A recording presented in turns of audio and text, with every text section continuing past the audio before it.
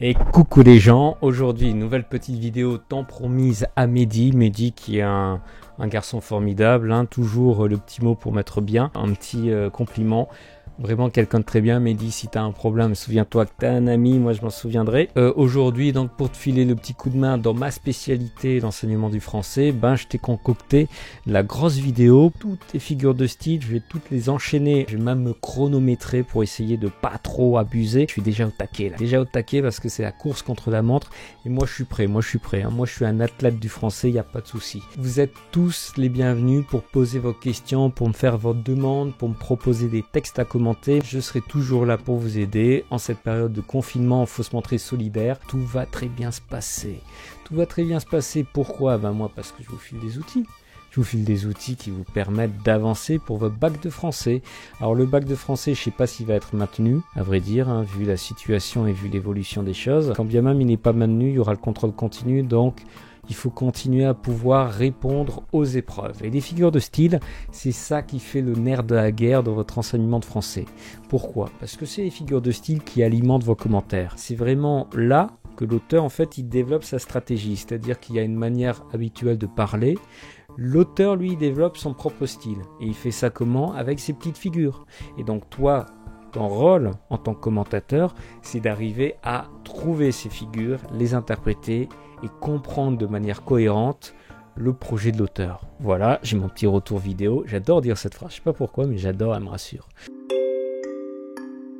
La base des bases, tu la connais, c'est la métaphore et la comparaison. Plus généralement, en fait, c'est des figures de style pour associer des choses entre elles, des choses qui ne vont pas forcément ensemble. Donc, je te donne l'exemple typique, c'est la comparaison épique. Achille, fort comme un lion. Tu vois, Achille, il est au milieu du champ de bataille, au milieu de soldats, etc., avec son épée, on est entre hommes, en fait, entre êtres humains. Et puis là, tout d'un coup, on te raconte comme quoi il y aurait un lion. Non, il n'y a pas de lion. Il n'y a pas de lion. Mais par contre, on vient associer le nom d'Achille avec le mot de lion. En gros, l'idée de lion, elle est reliée à l'idée de force brutale, de force sauvage. Et c'est ça qu'on va chercher à relier à Achille au travers de cette comparaison. Principe tout simple. La différence entre métaphore et comparaison, tu le sais sans doute, c'est l'absence de termes de comparaison dans le cas de la métaphore. Par exemple, au lieu de dire Achille fort comme un lion, comme terme de comparaison, on va dire Achille, lion de l'armée grecque. Voilà, et ça c'est une métaphore. Tu remarques qu'il n'y a pas le terme qui dit, voilà, on a bien affaire à une comparaison, à une association de manière explicite. Non, on va directement chercher l'autre mot qu'on associe au premier. Plus difficile, on va aller vers la métaphore filée. J'ai oublié de lancer mon chronomètre. La métaphore filée, ça consiste en quoi? La métaphore filée, c'est quand tu la développes, quand tu prolonges ta première métaphore. Attention, ça ne veut pas dire que tu la répètes au fil des lignes. Non, c'est vraiment que tu la développes en rajoutant d'autres notions, d'autres idées. Je te donne l'exemple direct avec mon petit retour vidéo. C'est un vers d'Apollinaire tiré d'alcool et qui est tiré de Zone. Zone qui est l'un des premiers poèmes d'Apollinaire d'alcool. Donc c'est bergère au Tour Eiffel, le troupeau des ponts bêle ce matin. Une métaphore de base où on associe la Tour Eiffel, le bâtiment ultramoderne puisqu'il vient d'être construit à l'époque, et une bergère, une figure de bergère. Bon, une femme qui est en train de garder des moutons dans la montagne, pourquoi pas. Donc on fait ça. Mais on ne se contente pas de ça. On va filer à métaphore, c'est-à-dire qu'on va tisser d'autres liens. On n'aura pas simplement la bergère, on va avoir les moutons. Et du coup, on va se dire, bon, ce que sont les moutons à la bergère, qu'est-ce que ça va être pour la Tour Eiffel? Et on va dire, c'est les ponts. Les ponts, ils sont justement un peu plus bas, ils sont comme à quatre pattes, alors que la Tour Eiffel, elle surmonte le panorama parisien. Donc tu vois, on est en train de filer la métaphore. Pourquoi il fait ça, Apollinaire? Parce qu'en fait, il cherche à donner à cette vision ultramoderne de Paris avec ses grands bâtiments métalliques, etc. Il cherche à lui donner un petit tour traditionnel. La bergère, les moutons, ça renvoie en fait à la poésie bucolique latine. C'est un genre poétique qui se déroule dans un cadre champêtre en fait, avec des petits amours entre des bergers et des bergères. Et donc il est en train de te montrer que sous la modernité de ce dont il parle, il y a la tradition poétique. Typique d'alcool, typique d'Apollinaire, c'est même sans doute le thème de tes dissertations. L'hypallage, qu'est-ce que c'est? Tu vas avoir un nom et il a un complément. Et puis tu regardes le complément et tu dis, c'est pas le bon nom. Ce complément, il ne devrait pas traîner avec ce nom-là. Tu as un complément qui a été déplacé. Il est associé au mauvais terme dans la phrase. Je te donne tout de suite l'exemple, c'est un vers de Baudelaire, cette fois-ci, des Fleurs du Mal, une autre œuvre au programme, donc c'est un parfum exotique. Et dans ce texte, tu vas voir ici, je vois se dérouler des rivages heureux. Question, est-ce que des rivages peuvent être heureux? Non, en fait, c'est pas les rivages qui sont heureux, ce sont les habitants qui, à la limite, se tiennent sur des rivages. Ce que tu vois, c'est des rivages où les gens qui vivent sont sans doute heureux. Mais ici, on va déplacer le complément heureux, l'adjectif en l'occurrence, on va le déplacer sur rivage. Et on va dire que c'est le lieu qui est heureux et pas les habitants du lieu. C'est un hypallage. Ça sert à quoi ici? Ça sert à renforcer cette impression de paradis terrestre. Tu vois, c'est un lieu qui est tellement parfait que il y a une impression de bonheur qui en émane. Et c'est même pas la peine de discuter avec les habitants pour leur dire alors comment ça se passe ici. Non, c'est déjà le lieu, il est heureux. C'est comme s'il était en train de te sourire le lieu, tellement c'est parfait, tellement c'est paradisiaque. Renforcer l'impression de paradis. La personnification, tout simple. Tu prends une chose et tu la décris comme si c'était une personne. Basique. L'allégorie, c'est un petit peu plus précis. C'est pas n'importe quelle chose que tu prends, c'est des idées abstraites. Par exemple, la démocratie, ou la nation française, ou le courage, la justice. Et tu vas les représenter avec une figure humaine ou animale. C'est-à-dire en tout cas avec quelque chose qui est figuratif. On a la Marianne par exemple. La Marianne qui est ici, tu remarques, c'est une personne et en fait c'est le symbole de la nation française. C'est une allégorie. Ici, on a le coq, un animal, qui pour le coup va aussi symboliser la nation française. C'est une allégorie encore. Je te donne les exemples. La rue assourdissante autour de moi hurlait, je t'invite à aller voir l'interprétation de cet exemple. Tu verras, je t'ai mis le lien dans la description et puis il est dans l'article de l'archiprof.fr. Je t'explique tout ce qu'il y a expliqué dans ce vers de Baudelaire. Donc je t'invite à aller voir. C'est pas pour faire ma pub, c'est parce que je suis vraiment en pièce, comme on dit, ce qui est une métaphore. Plus intéressant sur l'allégorie. L'allégorie, tu vas la voir en littérature. Mais comment tu fais en littérature? Il n'y a pas de symbole, il n'y a pas d'image en fait. L'allégorie, ça va consister à donner une allure de nom propre à des choses qui sont des noms communs. Une petite strophe d'Apollinaire. L'amour s'en va comme cette eau courante. L'amour s'en va comme la vie est lente et comme l'espérance est violente. Tu dois remarquer quoi? Le E majuscule. C'est-à-dire que c'est pas l'espérance, c'est Madame l'Espérance. En fait, c'est une allégorie. Et ça nous renvoie à une tradition médiévale, une tradition poétique, où sans arrêt dans les poésies médiévales, on s'amusait à nommer les vertus morales ou les comportements psychologiques comme si c'était des personnes. Et donc là, une fois encore, Apollinaire, il s'amuse à ramener dans le cadre de sa poésie moderne des éléments de poésie traditionnelle, ancienne. Maintenant, on va aller vers des figures de style qui s'écoutent, des figures de style qui se lisent avec l'oreille, tu vois l'idée? Allitération et assonance, c'est simple, c'est quand tu répètes le même son. C'est-à-dire que tu vas avoir la même lettre ou le même couple de lettres qui sont répétées dans la phrase ou dans le vers.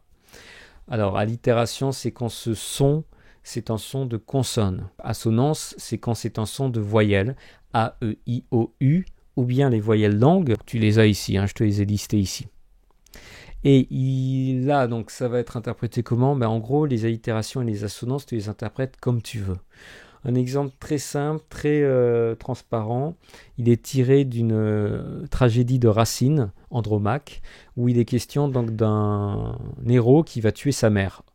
Donc il s'appelle Oreste et au moment de tuer sa mère, il devient totalement fou. Il va avoir l'impression d'être poursuivi par des déesses vengeresses. Donc tu vois ici ces déesses qui sont absolument terrifiantes avec leurs grimaces et qui ont des serpents dans les cheveux, rien que ça. Et donc le pauvre Oreste qui a rien que moi tué sa mère va commencer à délirer, à halluciner.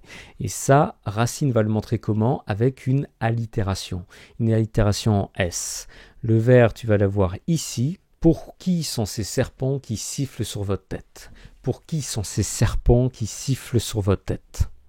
Tu l'auras remarqué, il y a un sifflement. Pourquoi? Parce que justement, les vers commencent à apparaître dans l'esprit d'Oreste et du coup, il se glisse dans sa réplique avec ces S, cette allitération en S. Tout simple, mimétique du serpent, l'allitération en S. Deux vers tirés d'un poème de Verlaine, Chanson d'automne. Alors, je vais te laisser l'entendre par un professionnel de la musique, puisque la poésie, c'est de la musique. En l'occurrence, j'ai nommé Ferré, tant pis pour les droits. C'est pédagogique après tout, on a le droit.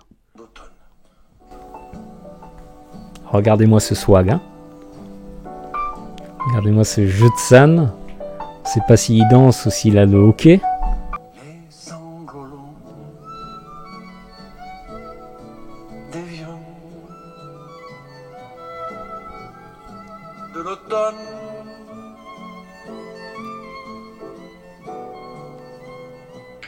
bercent mon cœur d'une langueur monotone. Voilà. Pourquoi je t'ai fait écouter ça? Pour que tu savoures la lenteur qui m'a bien fait perdre du temps dans mon avancée de mon petit programme de figure de style. Qu'est-ce qui se passe avec cette assonance? Cette assonance, donc, elle est en on et en an. Ce sont des voyelles longues, hein, c'est rallongé en fait. Si par exemple tu dis ou, ça prend plus de temps que de dire a. Tu l'auras remarqué. Donc quand tu fais des assonances avec des voyelles longues, tu vas commencer à ralentir, à diminuer le rythme de ta phrase ou de ton vers, et du coup ça va donner ici, avec les sanglots longs des violons de l'automne, berce mon cœur d'une longueur monotone, ça va donner une impression de mollesse qui correspond très exactement à la longueur dont cherche à parler le poète ici. Merveilleux, merveilleux.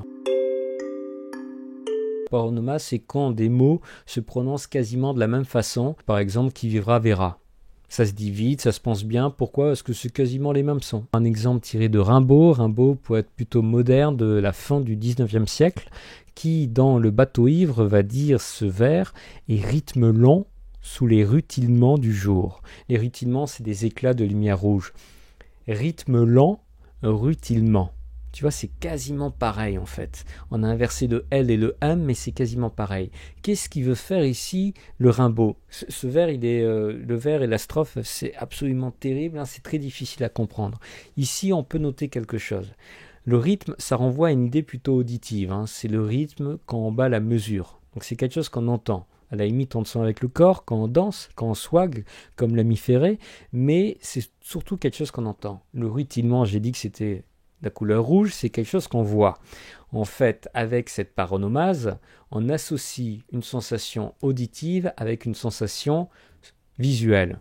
Rythme lent, rutilement.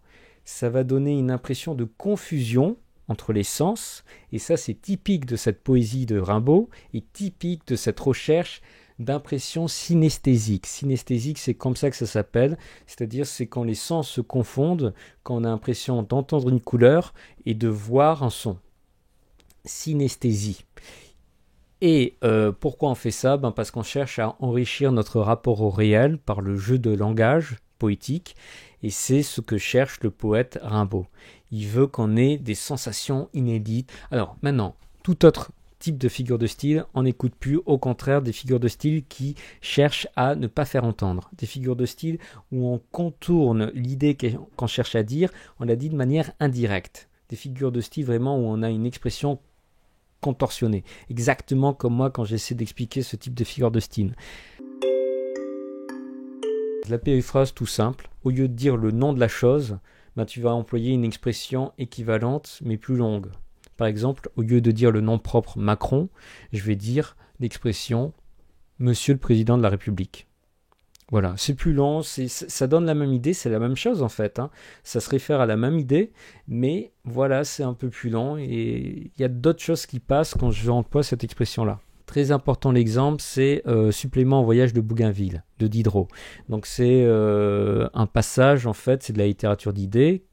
Et c'est un moment où Diderot raconte comment Bougainville est confronté à un Indien, un vieillard qui en fait a vu débarquer les Européens et a constaté comment ils fonctionnaient, quelles étaient leurs mœurs, leur culture, etc. Et il se dit, bon, ça marche pas en fait, c'est vraiment, c'est n'importe quoi, ils font n'importe quoi, ils se comportent mal, il faut qu'ils partent. Et du coup, l'Indien va commencer à enchaîner les Européens, notamment Bougainville, et va lui dire maintenant, vous dégagez, vous restez pas dans notre île elle est paradisiaque, et vous êtes vraiment des gros balourds. Et je dis ça gentiment. On peut lire, tu nous as prêché, je ne sais quelle distinction du tien et du mien. De quoi il s'agit? Qu'est-ce que c'est que cette phrase-là, cette expression? Je ne sais quelle distinction du tien et du mien. Le tien et le mien, cette opposition, c'est ce qu'il y a au fondement du principe de propriété. En gros, les Européens ont débarqué sur l'île et ils ont commencé à montrer des choses en disant ça c'est à moi, ça c'est à toi, ça c'est à moi, ça c'est à toi. Plus souvent ça c'est à moi que ça c'est à toi.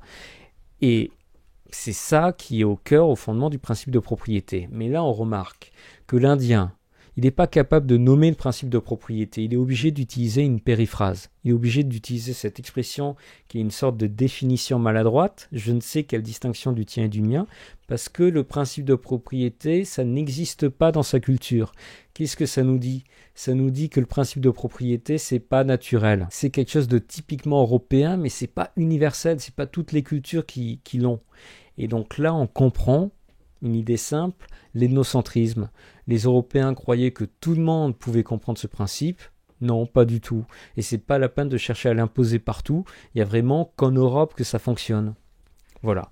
Donc ici, c'est pour montrer le décalage entre les cultures et la relativité des principes culturels. Alors là-dessus, sur le décalage, l'ethnocentrisme et tout ça, je t'ai posté ma petite vidéo qui est d'ailleurs plébiscitée en ce moment par un prof qui l'a mis sur son Pronote ou son équivalent Pronote. Ça montre qu'il y a de la qualité puisque j'explique le mythe du banc sauvage et les questions de rapport à l'étranger chez Montaigne et dans les Lumières, notamment celle de Diderot. La métonymie, c'est un peu abstrait, hein.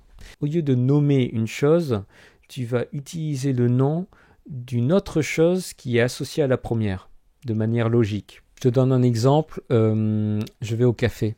Le café, en fait, je ne vais pas au café, je vais au lieu où l'on sert des cafés. Je vais dans l'endroit où l'on se fait servir des cafés. Je bois un verre. Je bois pas le verre, en fait, je bois le contenu du verre. Il vaut mieux pas que je boive le verre. Là, même principe, hein. C'est-à-dire qu'au lieu de nommer l'endroit, au lieu de nommer le contenu, j'utilise un terme qui lui est apparenté de manière logique. Mais c'est encore quelque chose qui est un peu contourné, tu vois. Je ne vais pas directement vers le nom de la chose, j'utilise quelque chose de relié, logiquement. Bon, donc je t'ai donné un petit exemple ici, c'est la princesse de Clèves, donc œuvre au programme. La princesse de Clèves est très belle. C'est une jeune fille qui a été élevée en campagne, loin de la cour, pour éviter qu'elle soit corrompue. Et on la ramène dans la cour à l'âge de la marier. Bon. Et donc là, on va nous dire, dans le roman, il parut alors une beauté à la cour qui attira les yeux de tout le monde. Il parut une beauté à la cour. De qui on parle? On parle de la princesse de Clèves. Hein. Et la princesse de Clèves, c'est une personne, en fait. Mais on ne la désigne qu'au travers de son apparence physique, qui est donc caractérisé par cette beauté extraordinaire. Et c'est tout. On utilise un élément de sa personne, un seul de ses attributs, une seule de ses qualités, pour la désigner tout entière. Ça nous dit quoi? Ça nous dit deux choses. Ça nous dit déjà que sa beauté est tellement extraordinaire qu'on oublie sa personne en quelque sorte. Tu vois, sa beauté fait disparaître sa personne. Et ça nous dit autre chose. Hein. Ça nous dit aussi que la cour, c'est un lieu où on ne se soucie que de l'apparence. Si bien que pour parler des gens, on parle des apparences physiques. Et au lieu de dire la princesse de Clèves, on dit une beauté. Parce que c'est ça qui intéresse les gens de la cour. Hein. C'est juste l'image de cette personne. C'est pas la personne en tant que telle.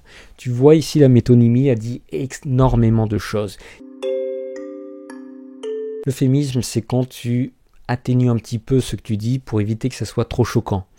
Exemple typique, au lieu de dire il est mort, je vais dire il s'en est allé. Tu vois, je dis pas directement la chose, j'ai un petit peu des nuances métaphoriques pour faire comprendre l'idée. Moi, je veux pas être dans le tabou, hein, donc je dis quelque chose d'un peu plus calme. Un autre exemple, il vient d'un roman de Flaubert, L'éducation sentimentale. C'est un personnage qui se promène dans Paris au moment où il y a des journées révolutionnaires. Il y a des émeutes et du coup, il y a des fusillades dans la rue. Et il est dans un quartier qui est un peu éloigné de la violence, mais il entend quand même la fusillade, il entend des coups de feu au loin. Et il va lâcher pour faire le malin parce qu'il est avec une fille en plus, et il lâche « Ah, on casse quelques bourgeois !» Ah, on casse quelques bourgeois. Il parle de gens qui sont en train de se faire fusiller dans un boulevard à Paris. On casse quelques bourgeois. Tu remarques quoi? Tu remarques que déjà, il dit pas on tue ou on fusille ou on est en train de tirer sourd. Il dit on casse, comme si c'était pas des personnes, mais comme si c'était des objets ou des jouets. casse les jouets. Puis en plus il dit quel, comme si ça servait à rien de les compter, comme si c'était vague et on s'en fichait de toute façon, parce que bon, un bourgeois de plus ou de moins, c'est pas grave. Et là tu vois en fait, il est en train de minimiser cette violence, il est en train de minimiser l'importance de cette journée révolutionnaire sur le plan historique et politique. C'est un euphémisme. Il a un euphémisme à ce moment-là parce qu'il fait comme si ça n'avait aucune importance, alors que c'est phénoménal, c'est énorme ce qui est en train de se passer. Mais lui, parce qu'il fait le malin, parce qu'il est un peu égoïste, égocentrique, qu'il est replié sur soi, il se fiche de ce qui se passe à côté et donc il passe à côté de l'événement historique. Parce que c'est quelqu'un de petit, quelqu'un de miniature. Et c'est ça que cherche à nous faire comprendre l'auteur dans ce passage avec cet euphémisme. Pareil, la litote, c'est pour atténuer. Mais cette fois-ci, c'est pas du tout pour minimiser, c'est pour au contraire accentuer de manière implicite. Ça consiste à dire le moins pour faire entendre le plus. C'est pas bête, ça. Quand je dis c'est pas bête, ça veut dire ah, c'est malin, c'est intelligent, ça. J'utilise une tournure où je laisse entendre le moins, c'est pas bête. Mais en fait, je veux dire le plus. C'est vraiment intelligent, c'est ça qu'on doit faire. C'est ça la litote. On va faire la petite interprétation à partir d'un exemple littéraire. La princesse de Clèves, encore elle. Je t'ai parlé d'elle, elle est extraordinairement belle. Et il y a un jour, elle s'est mariée depuis, elle est au bal. Et elle va faire la rencontre de Monsieur de Nemours. C'est la première fois que les deux se voient. Et Monsieur de Nemours, en fait, au premier regard, parce qu'il sait qu'elle est belle, cette princesse de Clèves, qu'il ne connaît pas encore, il la reconnaît. Il la reconnaît parce qu'il est sûr. Il se dit, quelqu'un d'aussi beau, ça ne peut être que la princesse de Clèves. Et ça montre en même temps du coup qu'il est sous le charme, qu'il n'est pas indifférent à cette princesse qui est si magnifique. Et donc la dauphine, qui est la fille du roi, va s'en rendre compte. Et à la fin de la danse, ils ont dansé tous les deux ensemble, elle va leur dire de venir. Et elle va dire à Monsieur de Nemours, alors, est-ce que vous savez qui c'est cette personne avec qui vous avez dansé? Et l'autre, en fait, s'il dit ah oui, je sais, ça sous-entend qu'il a compris parce qu'il la trouve extrêmement belle. Donc il se trahit en quelque sorte. Il est en train de montrer qu'il est sous le charme de cette personne. Et à la cour, normalement, sur les questions d'amour, tu te caches un petit peu. Alors il va avoir une réponse de courtisan, Monsieur de Nemours. Il va pas dire directement oui, j'ai compris. Il va utiliser une litote. Et il va dire pour moi, madame, dit Monsieur de Nemours, je n'ai pas d'incertitude. Je n'ai pas d'incertitude, ça veut très exactement dire je suis sûr et certain que c'est elle. Mais tu vois, il utilise une tournure, une litote, pour faire comprendre quelque chose de manière un petit peu atténuée, tu vois, tout doux. Hein. Ah oui, j'ai pas de doute hein, là-dessus. Voilà. Et puis maintenant, laissez-moi tranquille. On s'est compris, t'as compris la dauphine. Allez, c'est bon. Laisse-moi mes beaux sentiments. Voilà. Et ici, on cherche à nous faire comprendre donc ce tempérament de la cour où les choses ne se disent pas explicitement, où l'on n'est jamais très sincère, où l'on est toujours un petit peu malhonnête, hypocrite, on est un petit peu cachotier. Tu vois, la litote, c'est pour des cachotiers.